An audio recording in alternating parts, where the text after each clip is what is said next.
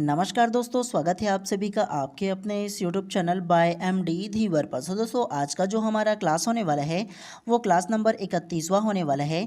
और आज की क्लास का जो हमारा विषय रहने वाला है वो सामान्य ज्ञान रहने वाला है। और आज की क्लास का जो हमारा टॉपिक रहने वाला है वो एनसीएफ 2005 का आज हम लोग थ्योरी क्लास करेंगे। एनसीएफ का मतलब ये होता है नेशनल करिकुलम फ्रेमवर्क 2005 होता है। और सबसे पहले अगर आप लोगों का इस टॉपिक का ना आप लोगों के सिलेबस में दिखाऊं तो भाग दूसरा करके सामान्य ज्ञान करके आप लोगों का जो विषय है उसमें आप लोगों को जो मैं पढ़ा रहा हूँ वो छठवां वाला टॉपिक को पढ़ा रहा हूँ, जिसके अंतर्गत हम लोग जो पढ़ रहे हैं ना वो खेल शिक्षा, योग शिक्षा और मूल्य शिक्षा के अंतर्गत ना आप लोगों को जो पढ़ा रहा हूँ वो राष्ट्रीय पाठचर्या की रूपरेखा 2005 को पढ़ा रहा हूँ, जिसे अंग्रेजी में नेशनल करिकुलम फ्रेमवर्क 2005 के नाम से जाना जाता है। तो ये आप लोगों को ना क्या होता है राष्ट्रीय पाठचर्या की रूपरेखा 2005 ना, ये आप लोगों को विस्तार पूर्वक आज के इस क्लास में पढ़ाऊंगा। ठीक है, तो आप लोगों को याद रखना है कि कोई भी एक्स्ट्रा आप लोगों को नहीं पढ़ा रहा हूँ। आपके सिलेबस में जो जो टॉपिक है ना केवल उन्हीं को आप लोगों का जो सामान्य ज्ञान का विषय है उसमें पढ़ा रहा हूँ। ठीक है, इसीलिए जब भी क्लास लाता हूँ तो आप लोगों को सिलेबस को आपको दिखाता हूँ कि एक्चुअल में हम लोग क्या पढ़ रहे हैं, कैसे पढ़ रहे हैं। बाहर से थोड़ी ना पढ़ रहे हैं, आप लोगों को कुछ भी थोड़ी ना पढ़ा रहा हूँ। ये सारा चीज़ के लिए आप लोगों को ना पहले आपका सिलेबस इसलिए दिखाता हूँ।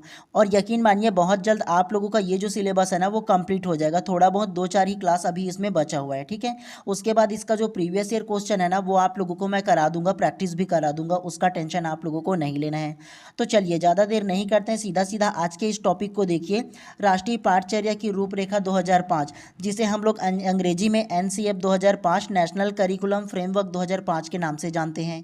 तो सबसे पहले ये होता क्या है, ध्यानपूर्वक ना इसका जो थ्योरी है उसको पढ़ते हैं, फिर मैं आप लोगों को अपने शब्दों में पढ़ाऊंगा, आप लोगों को मतलब अपने शब्दों में आप लोगों को समझाऊंगा। ठीक है, तो चलिए ज़्यादा देर नहीं करते हैं, सबसे पहले इसको थ्योरी को ध्यान से पढ़ते हैं। यह बच्चों के जीवन को स्कूल के बाहर के वातावरण से जोड़ने पर जोर देता है। यह सिद्धांत परंपरागत किताबी पद्धति से प्रस्थान को रेखांकित करता है। राष्ट्रीय पाठ्यक्रम फ्रेमवर्क 2005 पर आधारित पुस्तक विद्यालय जीवन पर परंपरागत तरीके को खंडित करती है और विषयगत सीमाओं को भी तोड़ती है। उम्मीद है कि ये पहले 1986 की राष्ट्रीय शिक्षा नीति में वर्णित बाल केंद्रित शिक्षा पद्धति की दिशा में दूरगामी कदम साबित होंगे। इसका मुख्य उद्देश्य बच्चों को कठोर किताबी जीवन में लचीलापन लाना और उनकी स्वाभाविक प्रतिभा को प्रोत्साहन प्रदान करना है। यह मानव विकास संसाधन की पहल पर प्रोफेसर यशपाल की अध्यक्षता में देश के चुने हुए विद्वानों ने शिक्षा के नई राष्ट्रीय चुनौतियों के रूप में देखा है। इस विधेयक में मुख्य उद्देश्य निम्नलिखित है। तो अब आप लोगों को ना मैं अपने शब्दों में समझा देता हूँ कि ना एनसीएफ 2005 मतलब नेशनल करिकुलम फ्रेमवर्क 2005 क्या होता है, यह आप लोगों को ना अपने शब्दों में समझा देता हूँ। पहले क्या था ना किताबी टाइप से क्या होता था, पढ़ाई होता था, मतलब टीचर केंद्रित था, शिक्षक केंद्रित पहले जो पढ़ाई था वो था। मतलब ये कि एक जो शिक्षक है ना डायरेक्ट आता था और आकर के किताब में जो है ना वो केवल पढ़ देता था और पढ़ करके चला जाता था। बच्चे चाहे समझे चाहे ना समझे उनसे कोई मतलब नहीं होता था पहले। लेकिन अब क्या किया गया, एनसीएफ 2005 के आने के बाद बच्चों के सीखने पर सबसे ज़्यादा जोर दिया जाता है। बच्चों के ना जो छात्र केंद्रित जो कक्षा ना उस पर ज़्यादा जोर दिया जाता है। किताबी ज्ञान से ज़्यादा ना उसके वास्तविक जीवन से ना जो किताब में लिखी गई बातें होता है, जो टॉपिक होता है उसको जोड़ करके क्या किया जाता है, पढ़ाने पर बल दिया जाता है। और ख़ासतौर से प्रोफेसर यशपाल समिति की अध्यक्षता में ना उनके चुने गए क्या है विद्वानों द्वारा ये जो नई शिक्षा है ना तो उस पर ज़्यादा जोर दिया गया, बल दिया गया। ठीक है, तो एनसीएफ 2005 क्या होता है समझ में आया आप लोगों को कि एनसीएफ 2005 नेशनल करिकुलम फ्रेमवर्क 2005 में ना बच्चों के सीखने पर ज़्यादा जोर दिया गया है। और उनके सीखने के तरीका ये है कि उनके वर्तमान जीवन से जोड़ करके जो भी टॉपिक है उसको पढ़ाया जाएगा, ये एनसीएफ 2005 में खासतौर से कहा गया है। और ये जो एनसीएफ 2005 है उसका मुख्य उद्देश्य क्या क्या है ये जानते हैं। सबसे पहला को ध्यान से पढ़िए, ज्ञान को स्कूल के बाहरी जीवन से जोड़ना। दूसरा, पढ़ाई को रटंत प्रणाली से मुक्त किया जाए। तीसरा, पाठचर्या पाठ्य पुस्तक न रह जाए। चौथा, कक्षा कक्ष को गतिविधियों से जोड़ा जाए। और पांचवा, राष्ट्रीय मूल्य के प्रति आस्थावान विद्यार्थी तैयार हो। तो ये अलग अलग 5 इसका उद्देश्य था एनसीएफ 2005 का। केवल आप लोग एक बार इसको पढ़ लीजिएगा, किसी भी प्रकार से आपको एकदम इसको रटने की बिल्कुल भी आवश्यकता इसमें नहीं पड़ेगा। ठीक है, एक एक बार सरसरी निगाहों से आप लोगों को इसको पढ़ते हुए चलना है। उसके बाद ना ये जो एनसीएफ 2005 क्या है ना ये आप लोगों को और विस्तार से पढ़ाऊंगा। अपना जो नोट्स है ना वो भी इसमें ऐड किया हूँ, देखिएगा आप लोग। ठीक है। ठीक है। चलिए शिक्षा की ना जो संरचना है उसके बारे में थोड़ा सा इसमें दिया है उसको पढ़ते हैं। भारत में शिक्षा प्रणाली को व्यापक तौर पर निम्नलिखित 3 श्रेणियों में बांटा गया है। तो भारत की जो शिक्षा प्रणाली है वो कितने श्रेणी में बांटा गया है? 3 श्रेणी में। कौन कौन सा? तो सबसे पहले प्राथमिक शिक्षा, दूसरा माध्यमिक शिक्षा और तीसरा उच्च स्तरीय शिक्षा। तो 3 भागों में क्या है इसमें बांटा गया है। तो क्या क्या है इसको विस्तार से थोड़ा जानते हैं। फर्स्ट को पढ़िए, प्राथमिक शिक्षा। 86वें संविधान संशोधन अधिनियम में सर्व शिक्षा अभियान की कार्यनीति को क्रियान्वित करने हेतु भी समुचित कदम उठाए गए हैं। जनवरी 2012 तक शिक्षा के अधिकार को कानून के तहत अब तक 30 राज्यों, तो 30 राज्य नहीं होगा जी, ये ना केंद्र शासित प्रदेश मतलब जो यूनियन टेरिटरी है ना और राज्य है, तो दोनों को मिला करके ही इसमें बोला गया होगा, ठीक है। यूनियन टेरिटरी मतलब जो केंद्र शासित प्रदेश है ना जी, दमन दीव दादर नागर हवेली, जो इन सारी को मिला करके। और हम लोगों को पता है ना कि हमारे भारत में कितने राज्य हैं, तो टोटल 28 राज्य हैं। तो 30 राज्यों और केंद्र शासित प्रदेशों ने राज्य अथवा केंद्रीय अधिनियमों को अधिसूचित किया है। 2009 के अनुसार 6 से 14 वर्ष के बालक बालिकाओं के लिए निःशुल्क व अनिवार्य शिक्षा का प्रावधान रखा गया है। इसका उद्देश्य नामांकन को बढ़ाना था। 2001 में सरकार ने सर्व शिक्षा अभियान की योजना की शुरुआत की थी, जो अपने तहत की दुनिया में सबसे बड़ी योजना थी। तो 2001 में क्या किया था, सर्व शिक्षा अभियान की ना ये जो योजना है उसको शुरुआत किया गया था और अपने तहत में ना ये दुनिया का क्या था, सबसे बड़ी योजनाओं में से एक था। तो इसे आप लोग क्या करना है, एक बार ना अपने जो व्हाट्सएप ग्रुप में डाल दूंगा, तो वहाँ से केवल एक बार आप लोगों को पढ़ लेना है। उसके बाद एक्चुअल में जो आप लोगों को पढ़ना है ना, वो यहाँ से अब आप लोगों का पढ़ना जो है ना वो शुरू करते हैं, ठीक है। मैं जो अपना नोट्स रखा हूँ ना, तो उसमें से आप लोगों को पढ़ा रहा हूँ एनसीएफ 2005 को। एनसीएफ 2005 राष्ट्रीय पाठचर्या की रूपरेखा इसको बोलते हैं, जिसे अंग्रेजी में नेशनल करिकुलम फ्रेमवर्क के नाम से जानते हैं। और ये जो एनसीएफ 2005 में क्या क्या हम लोगों को पढ़ना है ना, तो सबसे पहले अगर आपको बताऊँ ना, तो फर्स्ट में पढ़ना है कि पाठचर्या क्या है। दूसरा पढ़ेंगे एनसीएफ का परिचय। तीसरा पढ़ेंगे एनसीएफ की शुरुआत व इतिहास के बारे में थोड़ा सा पढ़ेंगे। और चौथा एनसीएफ 2005 का परिचय पढ़ेंगे। और पांचवा एनसीएफ 2005 की महत्वपूर्ण क्या क्या बातें हैं इसके बारे में पढ़ेंगे। और उसके अलावा ना महत्वपूर्ण कुछ प्रश्न होंगे ना, तो आप लोगों को नेक्स्ट क्लास में उसका कराऊंगा। सबसे पहले जानते हैं कि एनसीएफ 2005 मतलब राष्ट्रीय पाठचर्या की जो रूपरेखा है ना वो क्या है, ये जानते हैं सबसे पहले पाठचर्या के बारे में। तो ध्यान से पढ़िए, ये जो पीडीएफ नोट्स है ना वो आप लोगों को व्हाट्सएप ग्रुप में प्रोवाइड कर दूंगा, तो वहाँ से भी आप लोग अच्छे से पढ़ सकते हो। पहले मैं आप लोगों को अच्छे से पढ़ करके समझा देता हूँ। औपचारिक शिक्षा के क्षेत्र में पाठचर्या विद्यालय विश्वविद्यालय में बालक विद्यार्थी के सर्वांगीण विकास हेतु प्रदान किए जाने वाले पाठ्यक्रम एवं विकास गतिविधियों के सम्मिलित विषय को पाठचर्या कहा जाता है। तो समझ में आया पाठचर्या किसे कहते हैं। अर्थात करके और समझाया है, इसको ध्यान से देखो। देखो, शिक्षा के लिए सिलेबस प्लस सर्वांगीण विकास की समस्त गतिविधियाँ। शिक्षा के लिए सिलेबस, तो शिक्षा के लिए सिलेबस का मतलब ये है कि बालक के ना कौन से कक्षा में कौन सा सिलेबस होना चाहिए, क्या होना चाहिए, इसका डिसाइड कौन करेगा, ताकि बालक जो है वो सरल तरीके से सरल शब्दों में सीख पाए एक बार में ही। तो ये राष्ट्रीय पाठचर्या की रूपरेखा जो एनसीएफ 2005 है ना, तो वो उसका सिलेबस को क्या करता है, डिसाइड करता है। उसके अलावा बालक की सर्वांगीण विकास की समस्त गतिविधियाँ, तो बालक की ना केवल सामाजिक आर्थिक बल्कि ना उसका जो शारीरिक है गत्यात्मक है सारी जो विकास है ना, उसको क्या करेगा, वो सरल से सरल तरीके से ना इस प्रकार से पढ़ाया जाए गतिविधि के माध्यम से, ताकि जो बालक है वो अच्छे से सीख पाए। तो ये कौन डिसाइड करता है, तो राष्ट्रीय पाठचर्या की रूपरेखा 2005 है ना वो डिसाइड करता है। इसका मतलब ये होता है शॉर्ट में आप लोगों का।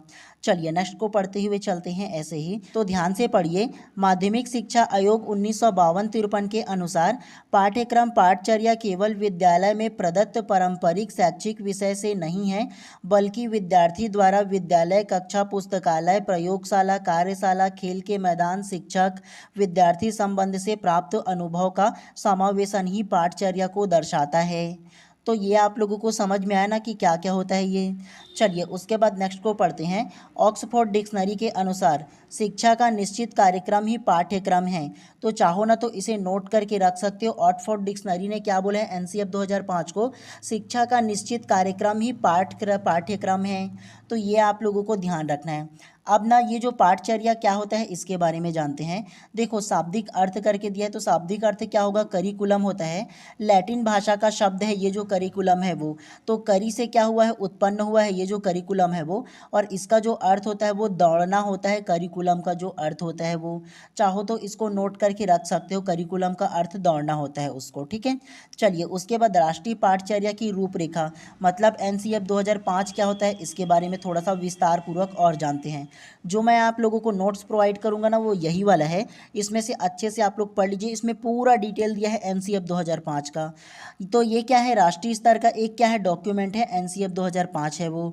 चलिए नेक्स्ट को ध्यान से पढ़ते हैं। चूँकि बाल विकास के अंदर बालक का सर्वांगीण विकास करना होता है, जिसके लिए उन्हें पढ़ना व सीखना बहुत आवश्यक है, बच्चे की बेहतरी के लिए अखिल भारतीय स्तर पर लागू किए गया गाइडलाइन को ही एनसीएफ कहा जाता है, जिसमें मूलतः निम्न 3 बिंदुओं पर बल दिया गया है। कौन कौन सा बिंदु? तो सबसे पहले बच्चे को क्या पढ़ना है, दूसरा बच्चे को क्या पढ़ाना है, और तीसरा बच्चों को कैसे पढ़ाना है। तो ये तीनों पर क्या किया गया है, ये 3 बिंदु है ना उस पर बल दिया गया है। चलिए नेक्स्ट को ध्यान से पढ़िए। मानव संसाधन विकास मंत्रालय के तत्वाधान में एनसीईआरटी द्वारा अब तक 5 एनसीएफ तैयार किया जा चुका है। कौन कौन सा? तो 5 जो अलग अलग एनसीएफ है वो तैयार हो चुका है। तो ये आप लोगों को नोट करके रखना है, वेरी वेरी इंपॉर्टेंट है। अब तक की एनसीएफ जो है ना मतलब नेशनल करिकुलम फ्रेमवर्क 2005 है वो 5 बार अब तक की आ चुका है। सबसे पहला 1975 में आया था, दूसरा 1988 में आया था, तीसरा 2000 में आया था, चौथा 2005 में आया था जिसे हम लोग अभी पढ़ रहे हैं, और पांचवा जो आया है वो 2022 में एनसीएफ आया है। तो ये पांचों के सन को नोट करके रखना है। पूछा जाता है कि एनसीएफ 2005 वो कौन से क्रम का एनसीएफ है, तो ये चौथे क्रम का है, याद रखना है आप लोगों को, और पांचवें क्रम का 2022 में आया हुआ है, तो ये ध्यान रखना है इसके बारे में। चलिए नेक्स्ट को ध्यान से पढ़ते हैं। प्रत्येक राष्ट्रीय शिक्षा नीति के पश्चात एनसीएफ जारी करने का परंपरा है। जैसे राष्ट्रीय शिक्षा नीति अभी 2020 आया है ना, तो उसके बाद जस्ट देखो 2022 में ये जो राष्ट्रीय पाठचर्या की रूपरेखा 2022 आया है ना, तो ये आप लोगों को ध्यान रखना है। राष्ट्रीय पाठचर्या की रूपरेखा 2005, तो इसके बारे में थोड़ा सा और पढ़ लो डिटेल में। 2005 में तैयार एक ऐसा गाइडलाइन है जो टीचर बेस्ड करिकुलम के स्थान पर चाइल्ड ऑपरेटेड करिकुलम पर बल प्रदान करता है। एनसीएफ 2005 जो है वो आप लोगों को मैं पहले ही थोड़ा सा बताया था ना कि एनसीएफ 2005 जो है ना वो पहले क्या था, इससे पहले टीचर बेस्ड था, मतलब टीचर आता था, जो मन था पुस्तक में लिखा होता था उसे पढ़ाता था, बच्चा चाहे समझे चाहे ना समझे, और पढ़ाने के बाद चला जाता था। लेकिन इस पद्धति को अब समाप्त करके चाइल्ड ओरिएंटेड जो करिकुलम है ना तो उसे रखा गया है। चाइल्ड ओरिएंटेड कहने का मतलब यह है कि जब तक बच्चा अच्छे से समझ न ले तब तक कि उसको सरल से सरल तरीके से बच्चों को पढ़ाना है। बच्चे के मन में किसी भी प्रकार से डाउट ना रहे, इस प्रकार की माहौल बनाना है कि बच्चे आराम से अपने मन में जो डाउट है उसको पूछ सके, किसी भी प्रकार के अगर क्वेश्चन हो ना तो उसे कर सके। इस प्रकार की जो करिकुलम है वो तैयार करना है, माहौल जो तैयार है वो करना है। आवश्यकता क्यों है ये जानते हैं। 1993 में पूर्व यूजीसी अध्यक्ष प्रोफेसर यशपाल के द्वारा प्रस्तुत रिपोर्ट में पूर्व में लागू एनसीएफ राष्ट्रीय पाठचर्या रूपरेखा में बहुत सारी कमियों का उल्लेख किया गया था, जिसमें क्या क्या दिया गया है ये पढ़िए।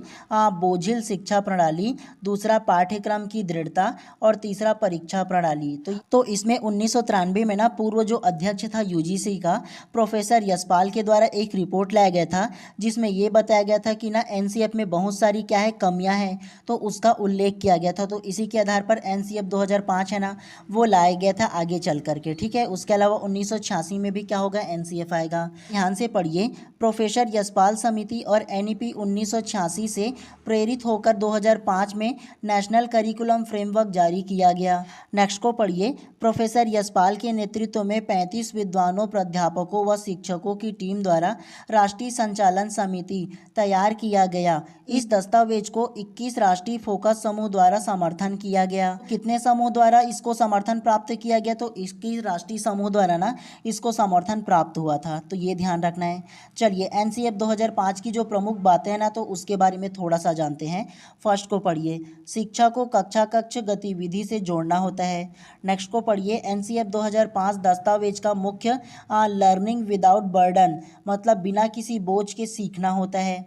तीसरा को पढ़िए एनसीएफ 2005 की शुरुआत रविन्द्रनाथ टैगोर के निबंध सभ्यता व प्रतीक से। तो एनसीएफ 2005 की शुरुआत किससे किया गया था?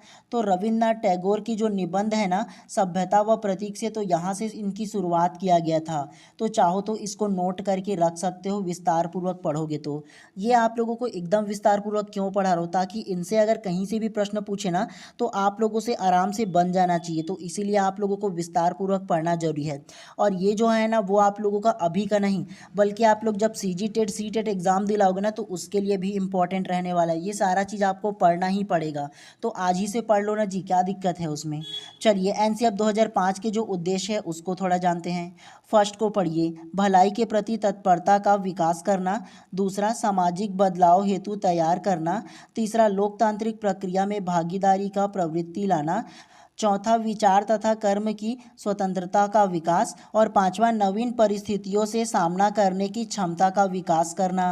तो ये सारे के सारे इसका उद्देश्य था।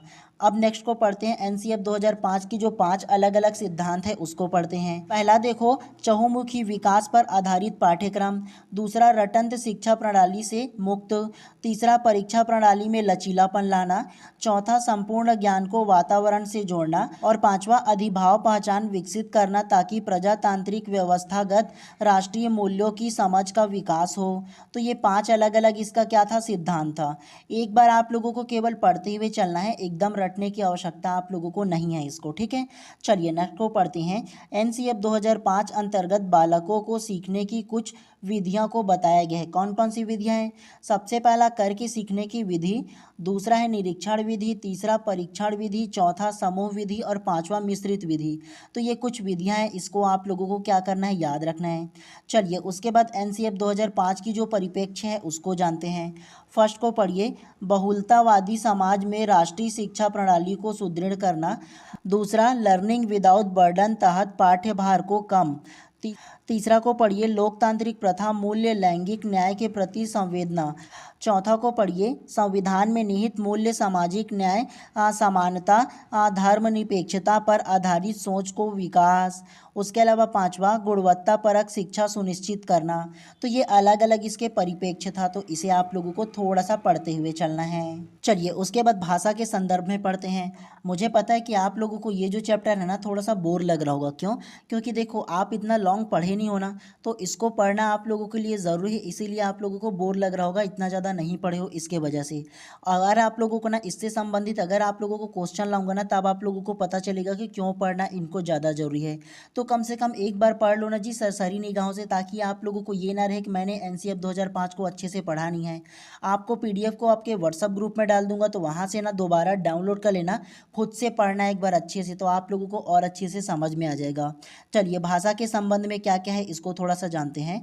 फर्स्ट को ध्यान से पढ़िए, प्राथमिक शिक्षा से उच्च माध्यमिक शिक्षा तक भाषा की मूलभूत भूमिका मानना है। दूसरा को पढ़िए, बच्चों को मातृभाषा में शिक्षा प्रदान करना सर्वोत्तम है। तीसरा को पढ़िए, भाषा को साधन के रूप में मान्यता। चौथा, त्रिभाषी सूत्र को मान्यता। त्रिभाषी का मतलब ये होता है कि 3 भाषाओं को मान्यता दिए है। आपकी जो मदर टंग होगा, मतलब जो मातृ लैंग्वेज होगा ना, जैसे छत्तीसगढ़ी हो गया, तो उसमें पढ़ाया जा सकता है।